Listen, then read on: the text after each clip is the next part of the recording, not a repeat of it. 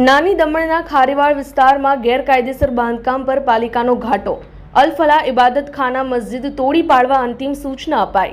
સંઘ પ્રદેશ દમણના ખારીવાડ વિસ્તારમાં આઈસ ફેક્ટરી પાસે આવેલી એક રહેણાંક બિલ્ડિંગમાં ગેરકાયદેસર બાંધવામાં આવેલી અલ ફલાહ ઇબાદતખાના મસ્જિદને તોડી પાડવા દમણ નગરપાલિકા દ્વારા અંતિમ સૂચના આપવામાં આવી છે।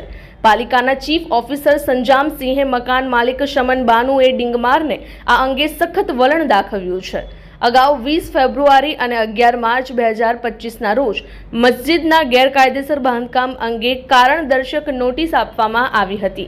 મકાન માલિક દ્વારા તેનું લેખિતમાં સ્પષ્ટીકરણ પણ અપાયું હતું, જે પાલિકા માટે સંતોષકારક ન હોવાનું જણાવાયું છે।